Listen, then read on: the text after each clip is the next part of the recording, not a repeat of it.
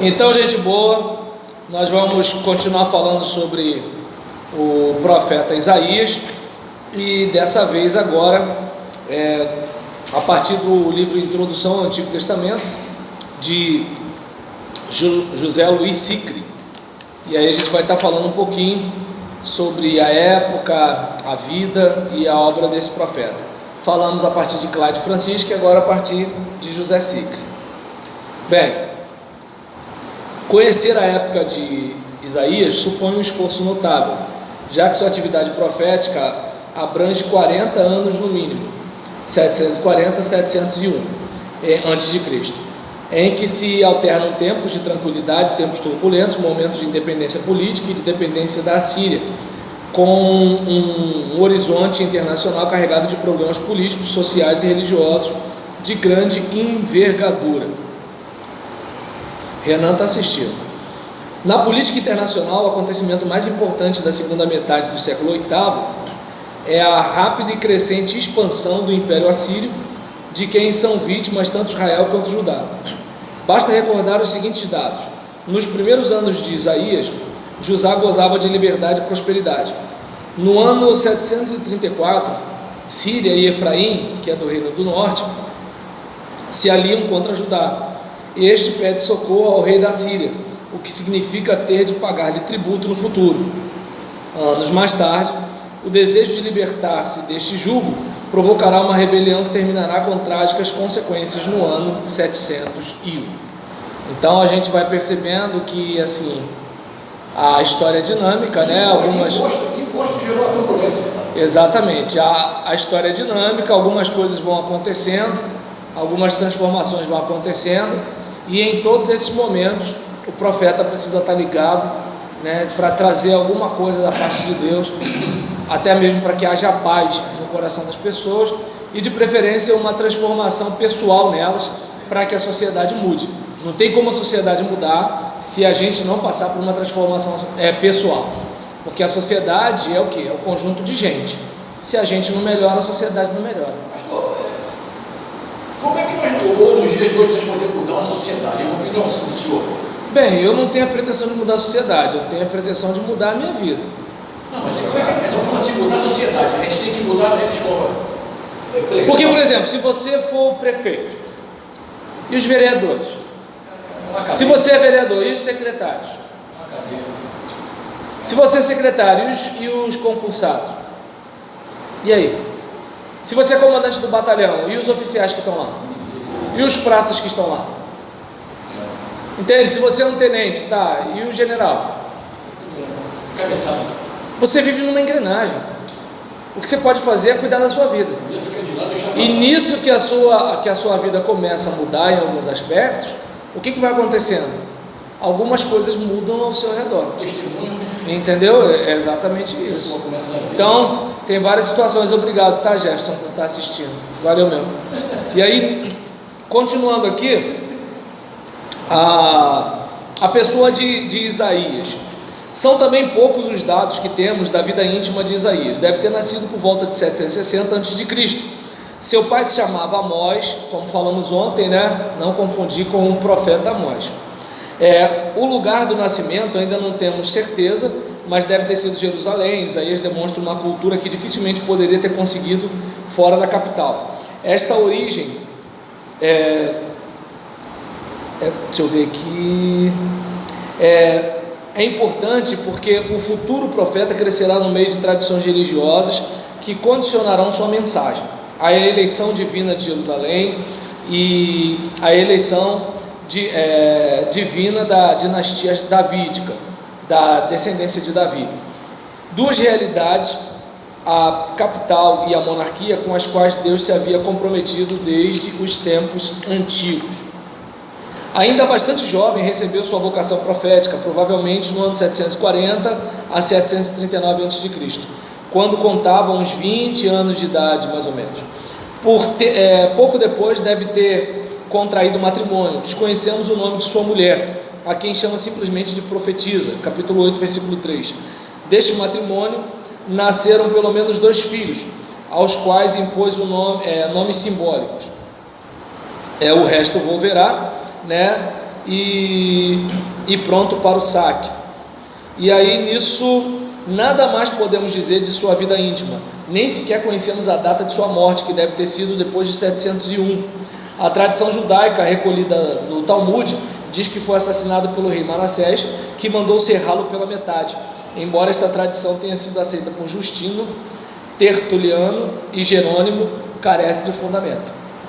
O caráter de Isaías se revela suficientemente em sua obra.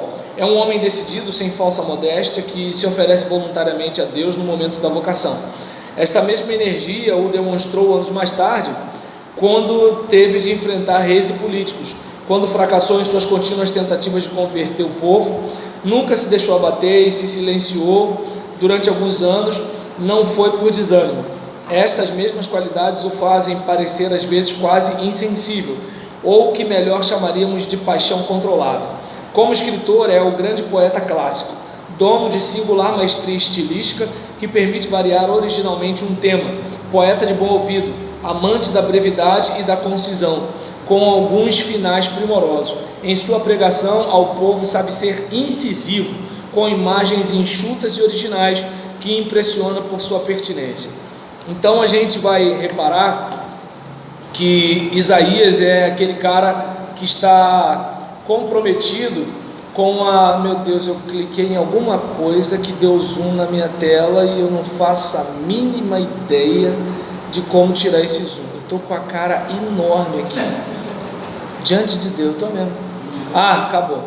Deve ser o Xing Ling que está com problema. E aí nessa situação, eu estou clicando para acenar para o pessoal que está assistindo, né?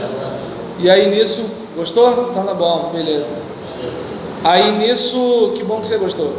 Em relação a isso aqui, a gente vai observar o seguinte, que Isaías, ele é aquele camarada que ele é culto, ele é piedoso, porque tem gente que sabe muito, mas não é piedosa.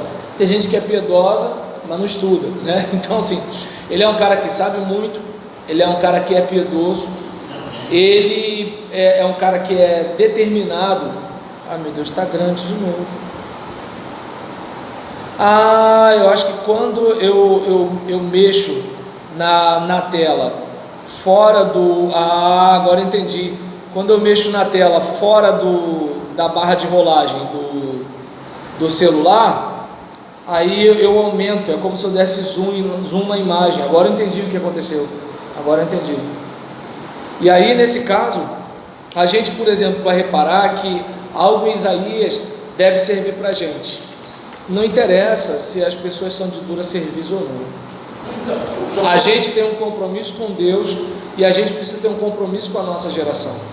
A gente precisa fazer aquele trabalho de mãe, né? Com todo respeito, Rita, mas tem bicho mais chato que mãe, né? Então o que acontece? Essa toalha molhada em cima da cama, quem é essa garota? Onde você vai? Isso são horas de chegar e fica aquele negócio, né? Aí, às vezes você conversa com uma mãe, parece que o cara tem 16 anos, o cara às vezes tem 40, e tá a mãe lá, e tá no ouvido do cara, e falando, não sei o que. Então, a Bíblia revela como Isaías morreu. A gente acabou de falar aqui que tem a ver com a tradição, o Talmud. Vou ler de novo. Peraí, deixa eu me recuperar. Deixa eu me recuperar aqui. Olha só. Isso aí é o que eu estou falando, né? Tá, olha aqui. Deixa eu pegar aqui a questão da vida íntima dele. Você viu o carro do profeta ainda não. Deixa eu ver aqui.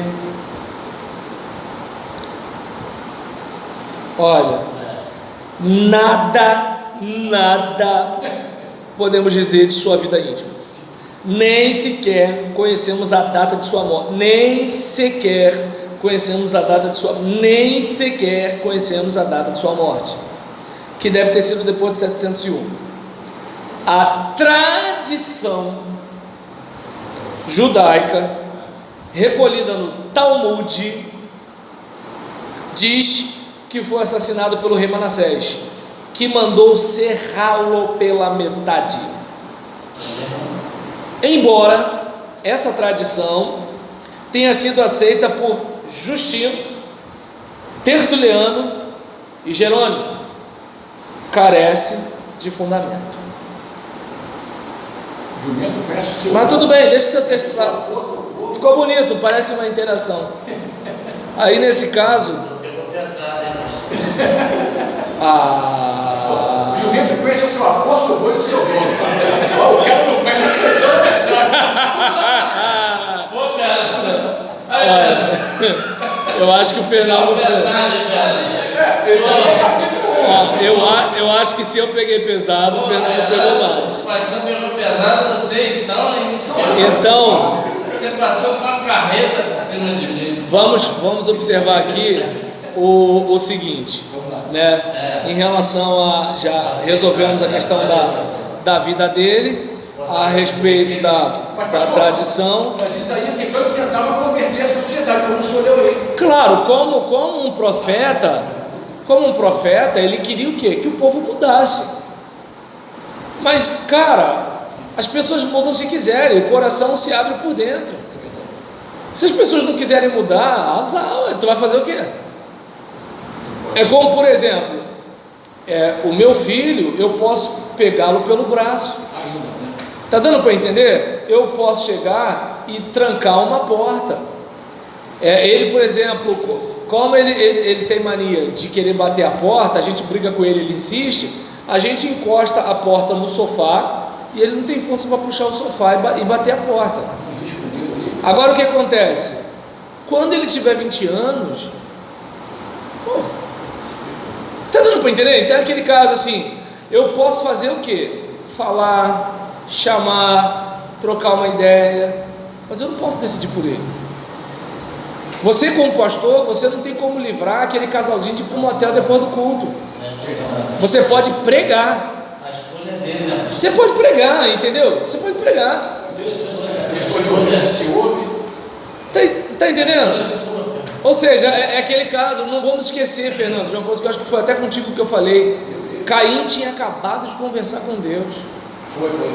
Saiu da conversa e foi matar o irmão. E aí?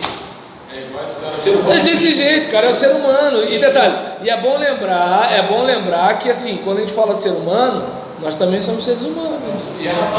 É bom a gente ficar ligado nisso aí. Então, vamos continuar aqui. Também quero fazer uma colocação. Aberto para você. Então enquanto vocês discutem aí, eu leio. Aí vamos lá. Em relação à vida e a mensagem, né, de Isaías. Bem, a primeira etapa da atividade profética de Isaías coincide com o reinado de Jotão, do ano 740 a 739 a.C. É uma época de prosperidade econômica e de independência política, que só será ameaçada nos últimos anos. Tudo parece ir bem, mas o profeta, tal como Amós, anos antes no Reino do Norte, percebe uma situação bem distinta. O que mais o preocupa é a situação social e religiosa. Constata numerosas injustiças, as arbitrariedades dos juízes, Brasil, a corrupção das autoridades, olha aí, o Rio de Janeiro continua lindo, a cobiça dos latifundiários. Será que é o Fernando que compra um monte de terreno? Ele estava preocupado aqui, estava preocupado. Estava preocupado. E aí nisso, a opressão dos governantes, tudo isso mascarado por uma falsa piedade e abundantes práticas religiosas. E todo mundo naquele discurso de eu amo a Deus é não sei o que lá, e parará, esse negócio assim. Né? Isaías reage energicamente. Jerusalém deixou de ser a esposa fiel para converter-se numa prostituta. Capítulo 1, versículo 21 a 26. A vinha protegida por Deus só produz agora frutos amargos. Capítulo 5, versículo 1 a 7. Então a gente olha para a situação e observa o seguinte: Isaías está largando o aço, está entendendo? Está batendo sem pena. E o que acontece? O povo não gosta, né? O povo quer ficar no erro, mas não gosta não. Seguindo aqui, por outra parte, o luxo e o bem-estar provocaram o orgulho de certos setores do povo. O orgulho que às vezes se manifesta de forma superficial e infantil, como no caso das mulheres, capítulo 3, versículos 16 a 24, mas que em outras ocasiões leva a um real absoluto esquecimento de Deus, como se ele não tivesse tanta importância em comparação com o homem. A isto o profeta responde com um magnífico poema lá no capítulo 2, do versículo 6 a 22. A situação de bem-estar e confiança se viu ameaçada nos últimos anos de Jotão pelos preparativos de Damasco e da Samaria contra Jerusalém, que vão desaguar mais tarde na guerra sírio-efraimita durante o reinado de Acais. Então a gente percebe que assim, o povo está bem financeiramente, socioeconomicamente está tudo maravilhoso, mas aí vem a ilusão, já que tudo está bem, né? Então vamos viver do jeito que a gente quer, e nisso que a gente vai viver do jeito que a gente quer, o que vai acontecer? A gente está deixando Deus para lá, e essa é a parte complicada, né? Quando se deixa Deus para lá, porque deixar Deus para lá significa o seguinte: olha, daqui a pouco vai dar ruim, né? Esse é o caso, porque todos nós temos aquela ideia, né, de o Jefferson está me respondendo, obrigado pelo esclarecimento. De nada, Jefferson, tá? De nada. E aí nisso, deixa eu ver aqui um negócio.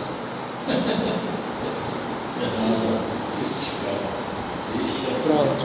Aí, diante disso aqui que a gente está falando, a gente percebe, né, que a atitude de Isaías diante dessa guerra sírio-efraimita foi, capítulo 7 e 8, foi com frequência mal interpretada. Afirma-se que se opôs ao pedido de socorro, né, a Tiglat-Pileser da Assíria.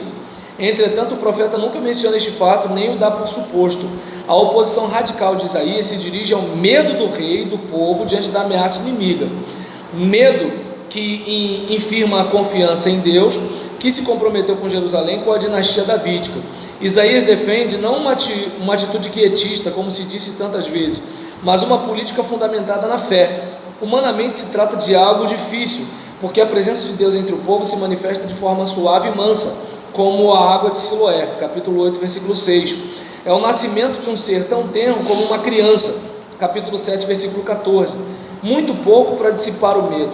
Não há, porém, outra alternativa. Se não o credes, não vos mantereis firmes. Capítulo 7, versículo 9. Deus que se comprometeu com o povo é quem decide a ruína de Damasco e Samaria. Capítulo 7, versículos 7 e 16. Capítulo 8, versículo 4. Capítulo 8, versículo 9 a 10. Diante da falta de fé, anuncia também castigo. Capítulo 7, versículos 15 a 25. Capítulo 8, versículos 5 a 8. A mensagem de Isaías, nesta época, oscila entre os dois polos, às vezes com um equilíbrio quase perfeito entre salvação e condenação. 30 anos mais tarde, durante o reinado de Ezequias, Patrícia está assistindo, 30 anos mais tarde, durante o reinado de Ezequias, deverá repetir as mesmas ideias por causa da grande rebelião contra a Síria, que culmina na catástrofe, deixa eu ver aqui, que termina peraí, deixa eu fechar, toda hora, está esquentando o celular, oh meu Jesus, vai com a cara grande mesmo, e aí nisso, está percebendo a minha luta aí, Jefferson, de aumentar, está complicado o negócio aí, mas esquenta não, eu estou pedindo em todos os seminários para os meus alunos me dar um celular bom, está velho, xing-ling, tadinho, está sofrendo, imagina, pega um carro 0 bala e pega, né, um carro de 55 anos, tem que tratar um pouco mais, dar um pouco mais de trabalho, tem que ir num bom mecânico, né, entendeu? De preferência que o dono seja um mecânico. E aí nesse caso, vindo para cá, a gente vai reparar, né, a gente vai reparar que o que está acontecendo aqui é a dificuldade que as pessoas têm em confiar em Deus. Então, quando há essa rebelião no período de Ezequias contra a Síria, ele não concorda com o pedido de socorro ao Egito, capítulo 30, versículo 1 a 5, capítulo 31, de 1 a 3, porque equivale a desconfiar de Deus e divinizar as grandes potências.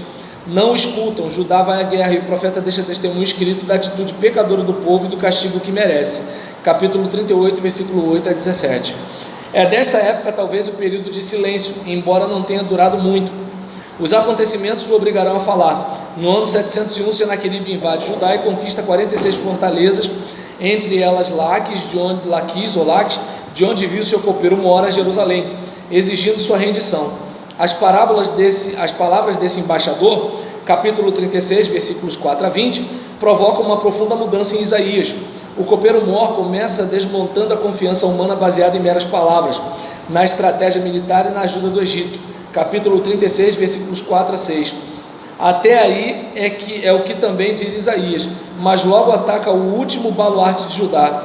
Cuidado, não deixeis Ezequias vos seduzir dizendo: Javé nos livrará. Por acaso os deuses das nações livraram seus países das mãos do rei da Síria? Capítulo 36, versículo 18. Ou seja, enquanto o cara está zoando o rei, Israel e tal, Isaías está quieto porque Isaías concorda. Eu sabia que o castigo ia chegar, o problema ia chegar, até que ele vai e fala que nem Deus livra vocês. Aí Isaías, como é que é? Mas não é por isso que existia essa dificuldade de crer em Deus, porque eles faziam o profeta, ele tentando agilizar, normalizar, e o bando também tem ao contrário. Esse cara é mentiroso, isso aí não. Eu entendo que a dificuldade de crer em Deus não tem muito a ver só com a questão do modo que trata o profeta, porque o que acontece? Crer em Deus tem a ver com você não se deixar levar por aquilo que é aparente, entende? É como, por exemplo, seu patrão fala assim: olha, diz que eu não estou. Aí você, desculpa, chefe, mas eu não posso mentir porque eu sou cristão, isso ofende a Deus. Cara, quem te ajuda a pagar suas contas sou eu.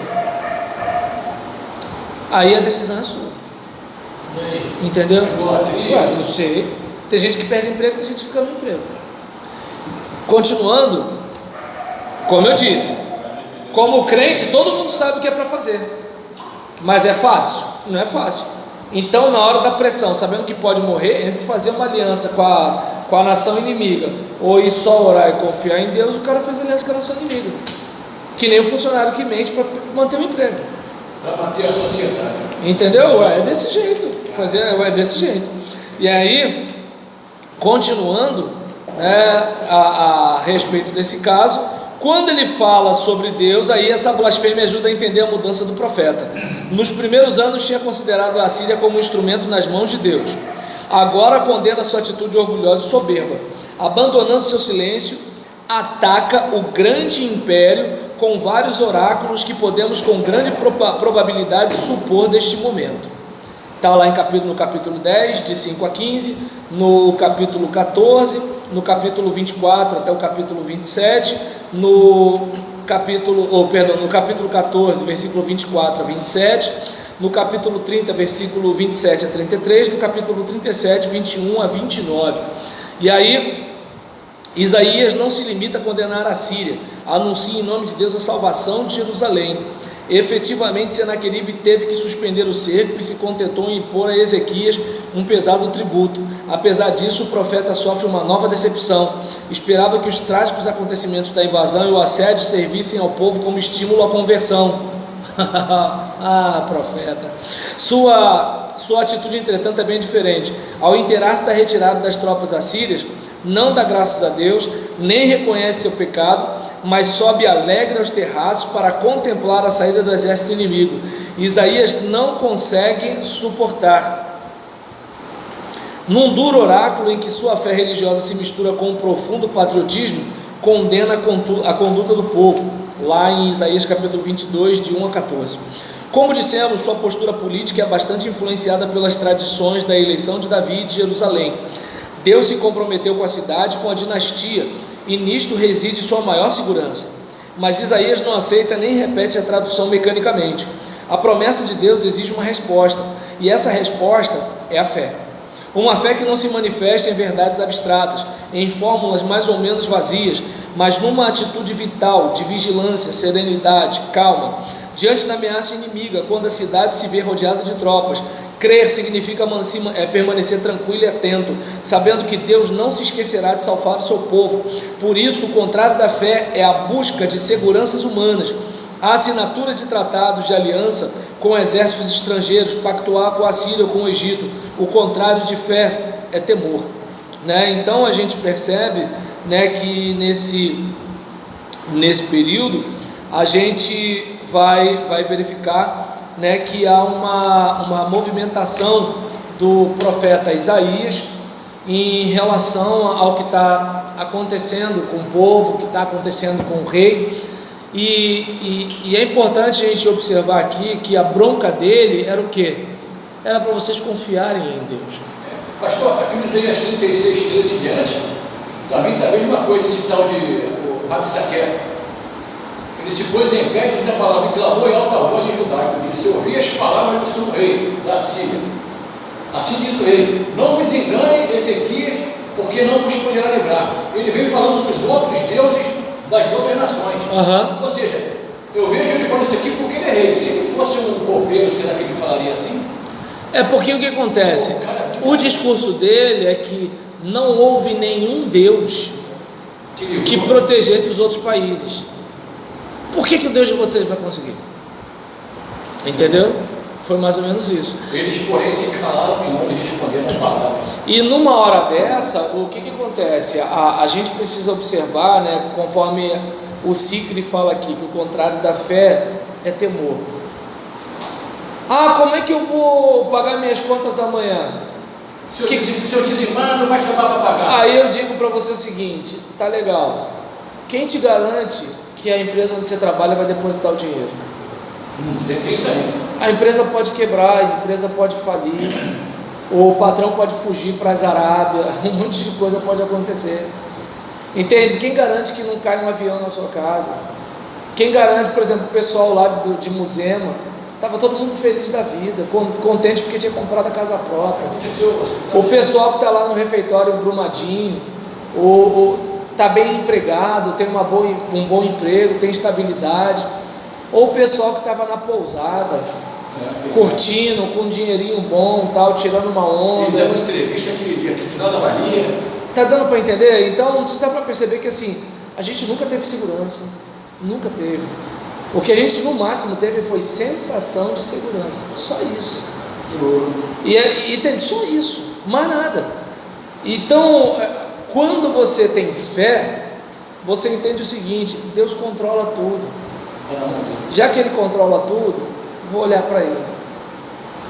Como é que vai ser? Não sei como é que eu vou comer amanhã, mas eu sei que o Deus que alimenta os pássaros vai dar um jeito de me ajudar. Estou fazendo a minha parte, estou jogando o meu futebol, estou plantando a minha semente, o resto é com Ele.